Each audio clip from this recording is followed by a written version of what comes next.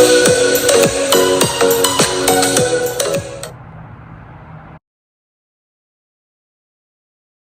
evening, ladies and gentlemen. This is your captain speaking. Check your windows. We are about to land in Prayagraj, the Maha Kumbh Nagri, flying over the spiritual Sangam Ghat, where the holy Ganga, Yamuna, and Saraswati rivers meet, offering blessings to all.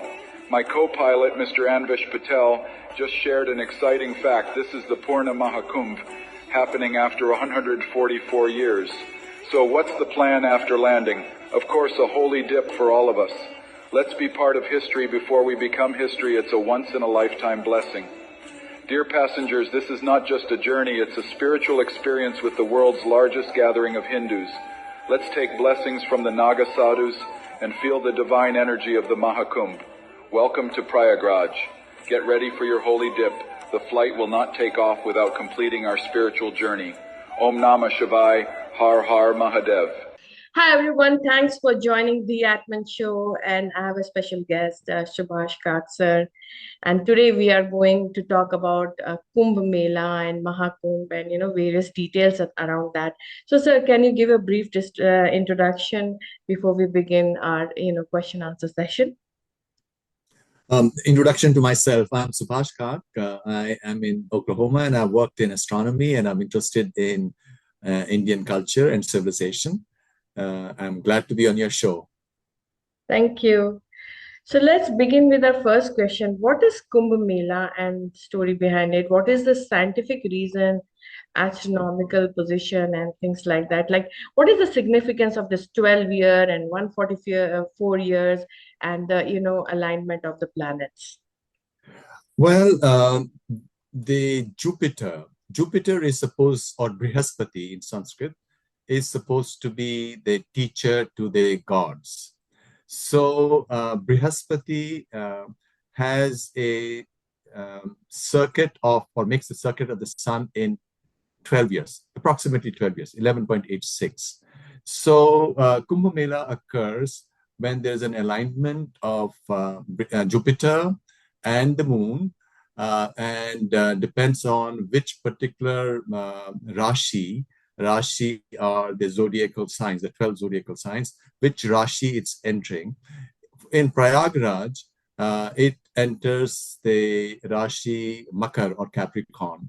In Haridwar, it enters the Rashi Aquarius or Kumbh. And so there are four Kumbh Melas, which are held every 3 years. Prayagraj, Haridwar, Nasik, and Ujjain. And since the period is 12 years, it occurs, the Purna Kumbh at each of these locations takes place 12 years. And 6 years is the half Kumbh or the Ardha Kumbh. Now, if you take 12 of 12, which is 144 years, that is, an especially auspicious one. And that's what is happening in Prayagraj this year.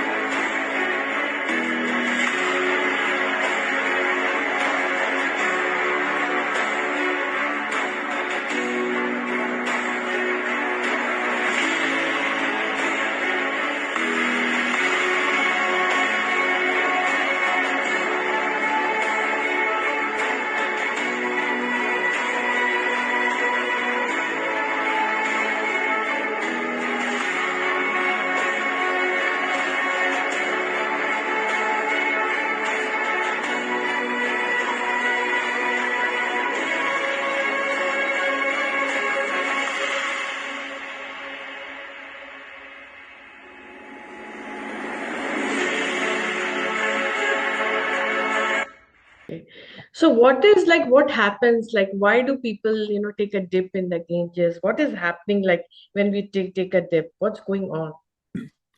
Well,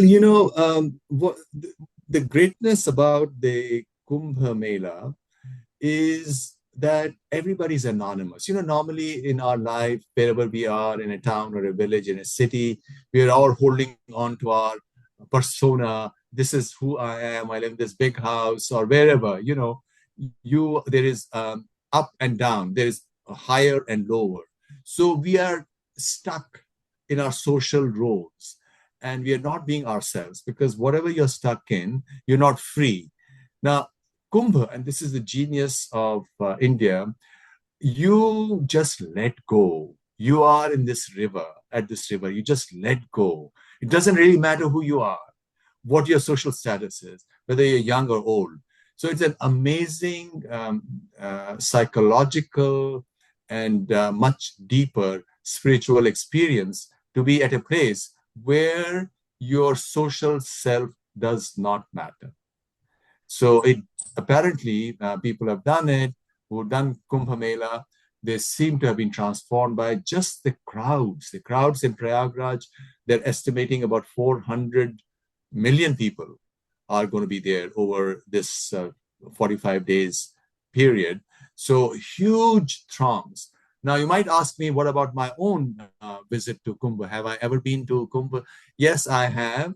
Okay. This was 6 years ago in Ujjain, Mm-hmm. and that was a big one too. And at that one, there was also organized what is called a Vaicharik Kumbh or Mahakumbh. Vaicharik meaning related to intellectual stuff. So there was between Ujjain and Indore, there was a huge tent set up with a capacity of, I don't know, 10, 20, 40,000 people, air conditioned, and this and that. And there were scholars from all across the world who came and spoke. So I was one of them. That's how I was there. And then we also went to Ujjain. Very, very wonderful experience. And Indore is a great city. So we landed originally in Indore. Mm-hmm. Okay. All right. Moving on to, so yeah, we briefly covered about like, wait, so can you little bit tell then detail about this 144 year? So this year is the 144th year. Well, that depends only on how the counting has been done. So it's like if you start at a certain date, you say this is the Kumbh that I'm going to start with. Then after 12 years will be the next Kumbh, right? And 12 of 12. So it's a kind of a cycle within cycle. You'll have 144. And and now I must also tell you as background, Mm-hmm. the Kumbh in Prayagraj is held in the month of Magh, and Magh is the Sanskrit name for January, February. Now I can tell you, all across India, there used to be something called Magh Melas. So the Kumbh was actually totally decentralized, not only in Prayagraj. It was held everywhere. When I was young and in growing up in Kashmir, and it used to be extremely cold, everything is frozen. My father and mother and a couple of neighbors from where we lived would get up very early in the morning, 4:30 or 5, and wrapped with these kumbles with blankets. They would walk a couple of miles to the spring, the continual spring at it used to be called Nagpal, at the temple, the ancient temple, and take a dip and come back day after day. So impressive, so extremely cold, no heating, no hot water at home, but they did it. And I think that is the template for the Kumbh Mela, because it used to be held everywhere. You were in whatever town, and there was a shrine or a temple, so you did it there, or there was a spring, which is what you did. At Anantnag in Kashmir, there was this spring at the temple, which is where people used to take the dip, and that spring was a perennial spring. It was a beautiful spring with enclosed within stone structure. So So I think it's big centralization is a recent phenomenon. The ancient texts speak about the Haridwar Kumbh, which is when Jupiter enters, the sun enters Kumbh Rashi, while this one, it enters Makar Rashi. And these were probably, you know, not, the Rashi is certainly not Kumbh in Prayagraj. And the Rashi in Nasik or Nashik and Ujjain is Simha or Leo. And that's why they're also called Simhastan. Mm-hmm. So these are the four. And the story is that the mythical Samudra Manthan, when Yeah, the yeah. gods and the Asuras came together, and the idea was to churn the ocean of existence. And on one side, were the Asuras, on the other side were the Devas.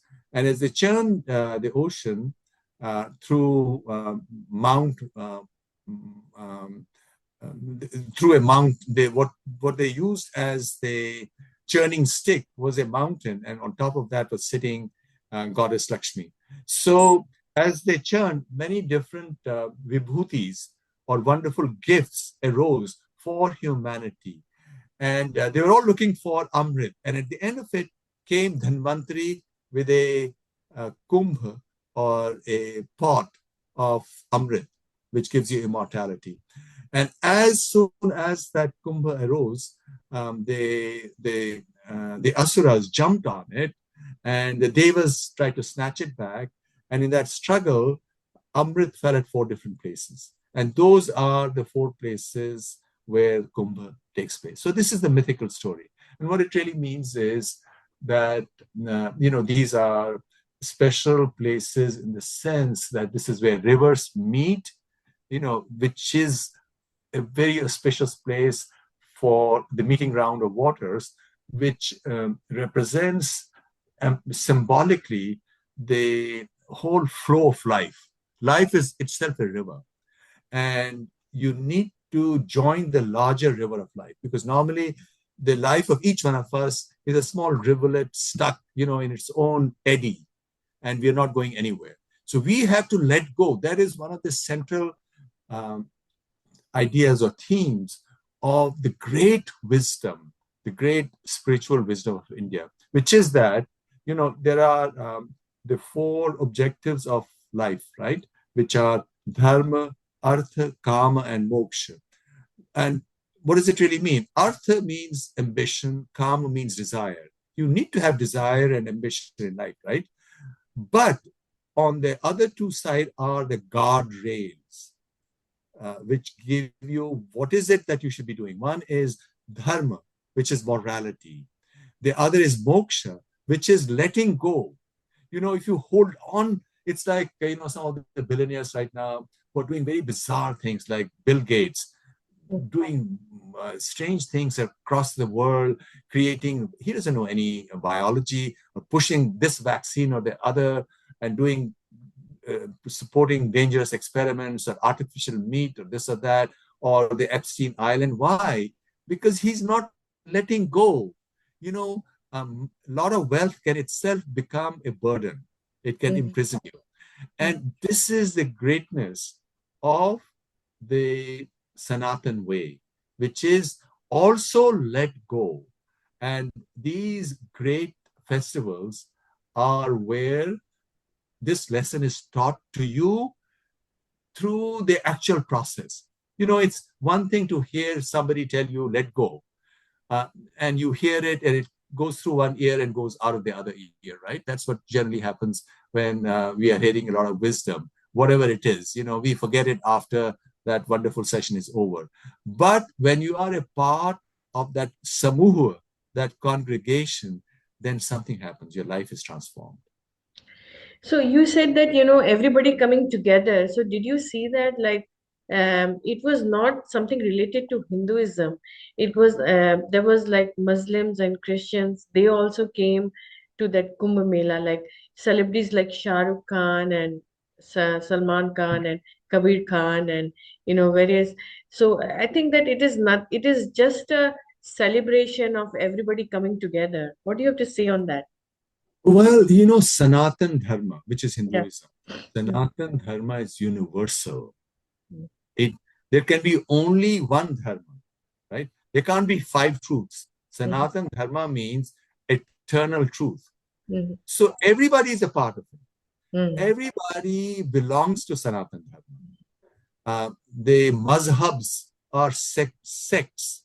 Mhm. Hey, I want to do this. Fine. Good for whatever anybody wants to do. There can be only one truth, right? Eternal, which is universal. So, and remember, when you go to a temple or when people meet, what do they say at the very end? They said, "Samasta lokaha sukhino bhavantu," right? Which means all people, all worlds, be sukhi, be happy. They don't say Hindus be happy and somebody else not be happy, Mhm. because Sanatan is universal. It embraces not only humans, also other living forms. When you say lokaha, lokaha means all the worlds, all animals, plants, everything else. So this is the way. I think this is something that Indians have forgotten. That Sanatan is universal. We should stand up and very proudly proclaim that everybody belongs to it. And I'm very happy that you tell me that people from different communities also came to Prayagraj, and that's the way it should be. Mhm. That's the way it should be, because it's not, Sanatan is not sectarian. It's how anybody from any part of the world, whatever gender, whatever background they are, whatever race they are, can discover eternal truth of their own life, eternal truth of their life, and the eternal truth of the world in which they live and to which they belong. Okay. All right. Moving to our next.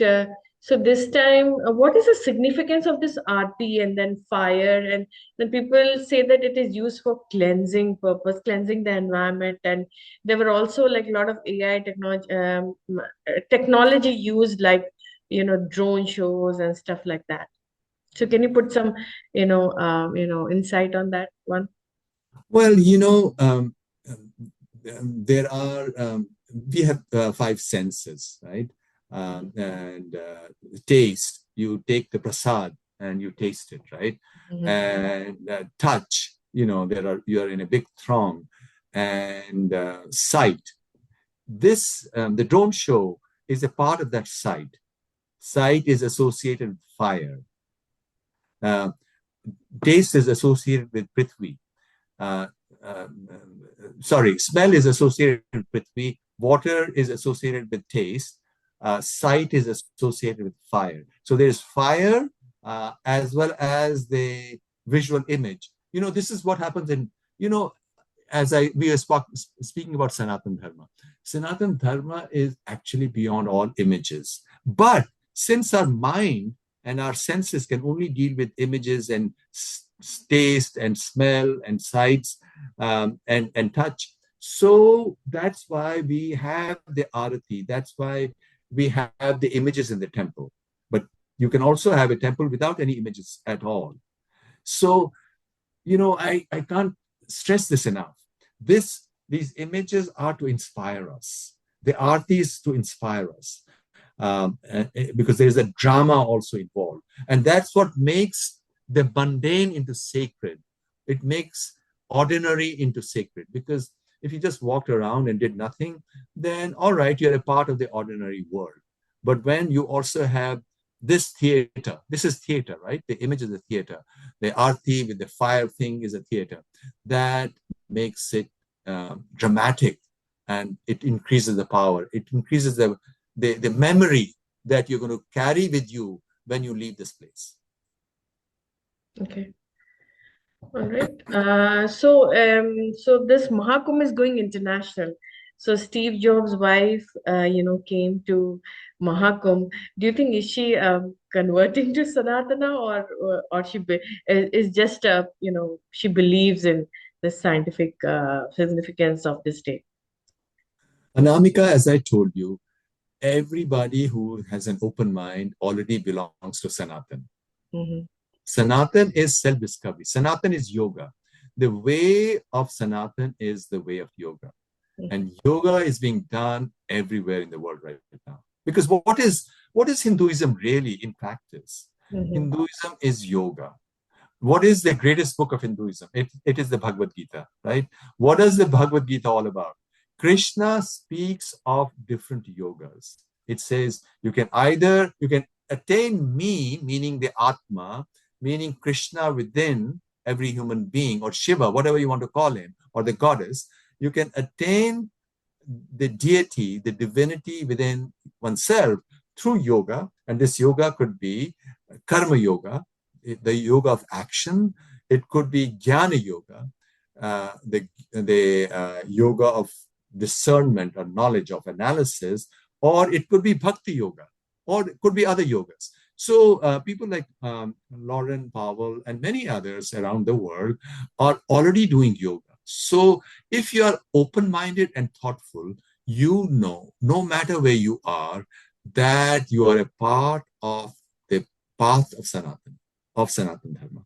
I can tell you a personal story. Mm-hmm. One of the most influential persons in America, and this is a person that the presidents and others consult. He's a very, very wise man. So once he invited me to his home, and he's an American. Why can't you tell the name? I can't. It's personal. Okay. So, I was invited to his home, and after some time, and his wife, I met, and then after talking for 2 or 3 hours, the wife said, "Hey, please, why don't you come up to the second floor?" And they had a puja room, and so she made me sit down, and then she did an arati, and she chanted in Sanskrit, and nobody in America can imagine that this. Totally American individual, and his wife is an American, privately are chanting Sanskrit. Because what is Sanskrit? Sanskrit is Deva Bhasha. It is a language. Now you might say, well, all languages are means of communication with each other. True, all languages are equal. But there is something very special about Sanskrit, which is that every word has a dhatu or root. And if you think about every word, it opens windows of understanding and reflection and takes you closer to who you are. And that's why it's in that sense it's Deva Bhasha. Dev meaning divinities within us, the senses where you actually comprehend the world. Those are the Devatas within us. So it opens the doorways. Even the word, we said lokaha, right? What is a loka? Loka is a word. Where does it come from? If you think about it, loka is the same as this English look. When you look, you see things. See, all of English, literally all of English are European languages. You can find the Sanskrit cognates. So if you want to even understand the depths of European languages, it will help you to learn Sanskrit.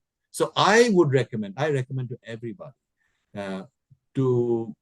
for your own discovery, do Sanskrit, which is not to look down on any other language. All languages are beautiful and wonderful, but Sanskrit has this amazing history of analysis and all these great texts like the Bhagavad Gita, the Upanishads, the Vedas, which are universal. They are not saying that, if you don't do this, you will go to hell or we don't like you. They are universal. They are for every human being. Okay. Thank you. So next is, who are Naga sadhus? Why they are so much given importance in Mahakumbh? Okay, the Naga sadhu. First of all, who's a sadhu? Sadhu is somebody who has decided to be on the straight path. The word sadhu means straight. In their life, straight, no complexities of social relationships, because we get, by the very nature of life, social life, we get into knots of different kinds, right? Social relationship. You have your parents, you have uncles, aunts, children, wife, husband, and so on. And they bind us, and they're all wonderful. That's also beautiful. We are not decrying it. But there are some people who are saying that once you are in those relationships, you probably don't have time to discover who you are. Being in these relationships, also you can discover yourself, but that's a longer path.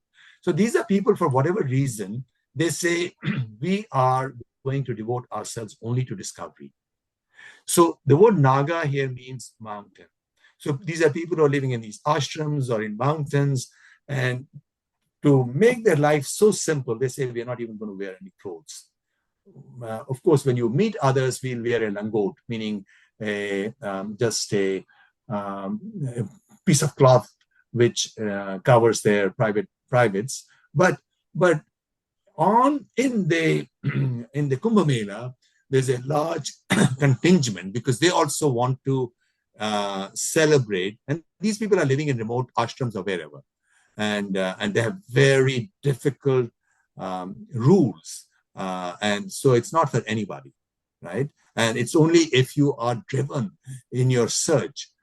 Okay, I can't live what the society expects me to do. I can't live that way. I just want to do this. And the Sanatan system had a place for these people as well who wanted to drop out. See, in the Western way, there's no place if you say all this doesn't mean anything at all. I don't want to do what everybody else is doing. This is fake life. Whatever I do, I want to focus on what my journey is. There's no place for them. What do? They get into drugs, right? Or they can kill themselves. So Sanatan had a place for renunciates who wanted to renounce social life, and Naga sadhus are one group. And in this, I think they are one of the leading groups, because different groups of sadhus, akhadas, they come and they have their dip before the common person does. And so they come, and so people who live in society come to see them. They have ashes, etc., over them, and some people get shocked that they're naked. But well, that is part of life. Okay. Right. So just want to can you talk about employment generation, infrastructure development, and economic development due to Kumbh Mahakumbh? As a matter of fact, any religious, it's not just related to is there a great boost in economy and stuff like that? So can you touch upon that? Of course, there is the economic aspect of it. Just imagine if 400 million people are going to be there over 6 weeks. You have to house them. And depending upon how much of money you can pay, there are also very luxurious tents, air conditioned and so on, running hot and cold water. So the whole city, so to speak, or cities have to be set up. And that's part of life. It's like tourism. In Europe. Europe doesn't do very much, but they have beautiful places to visit. In summer, people go from all over the world. So that generates employment and generates wealth for the natives, right? So this also generates wealth for the whole community, the whole region, because people come in, they set up stalls, or they're working to set up the temporary accommodations and all that. So I think that, because that's part of life, economics is part of life. Search is not just a person leaving their home and going to a mountain, right, into a forest. Somebody else has also to produce food for them. So food has to be gathered, it's got to be processed, it's got to be cooked. The whole chain has to be established, and that is the economy of it. And now what has happened is Uttar Pradesh has other great places of pilgrimage. One is Varanasi or Kashi, which was in the news for the last several years. And then there is Ayodhya, where the temple came up only last January.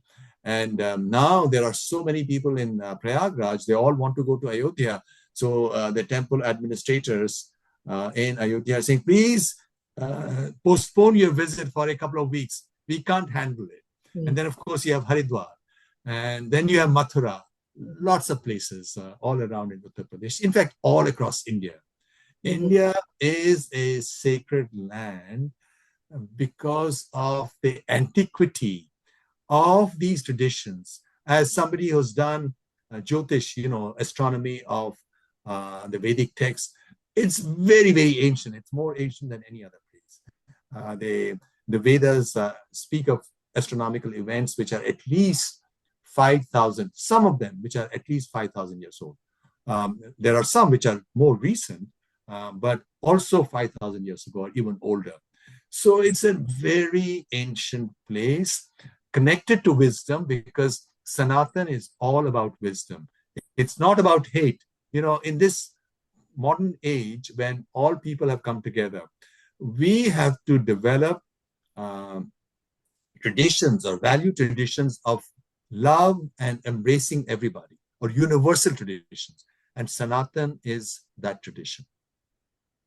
With morality and with this beautiful insight of moksha, of tyag, of giving up, of letting go, which is what the dip in the river is all about. Okay, so in my final question, I want to ask one thing, that the positions of many planets have an effect on planets' water and air.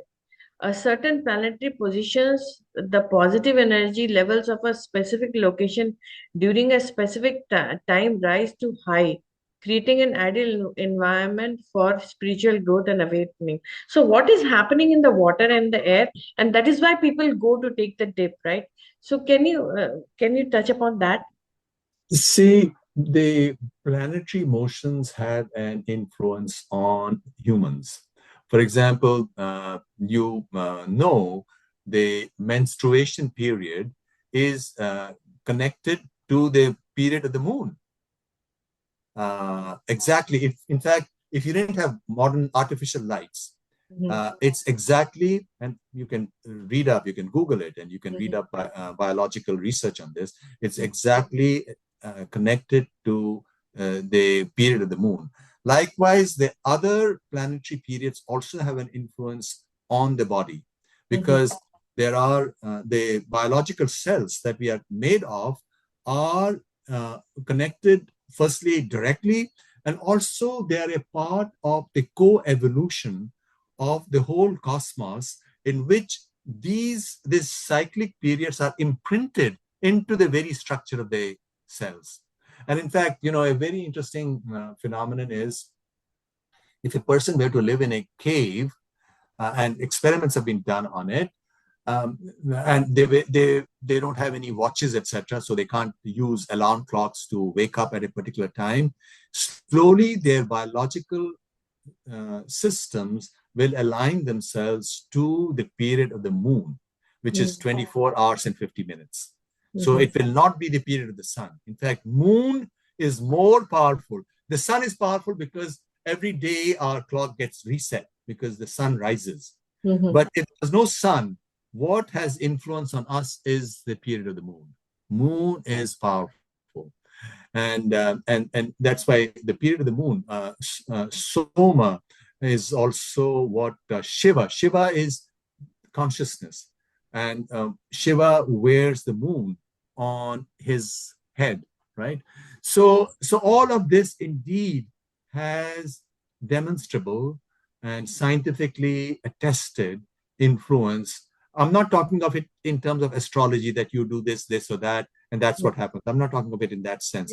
I'm talking it in a larger sense, that there are influences, and therefore there is, first of all, this confluence, and secondly, just the fact of so many millions of people not looking at each other and being in themselves. When you are a part of such a big crowd, you are alone. You are most alone, not in a forest by yourself. You are most alone when you are in a crowd of millions of people. You see that there's a paradoxical thing. That can be life transforming. I also want to share one more experience. I went to Rameshwaram last year, and there were kunds. Like you could take bath in that from that kund and you could cleanse yourself. Like, that's one of the things that I did not know. So you Yeah, could. bathing is central because bathing requires letting go. That's why in the ancient Sanatan tradition, and I can tell you, growing up in Kashmir, every town had its spring. Mhm, And in Anantnag, it used to be called Nagpal. Or in the big city, Srinagar, you had the river. Not river when it's polluted now, but mhm, originally these rivers were clean, right? And they need to be made clean once again. mhm, So, but in the springs, it was clean, beautiful. So you went there, you took a dip, let go. You know, everybody in the water is equal. mm, yeah. All right. Thank you, sir. Do you have anything to say to my viewers of the Atman Show before I let you go?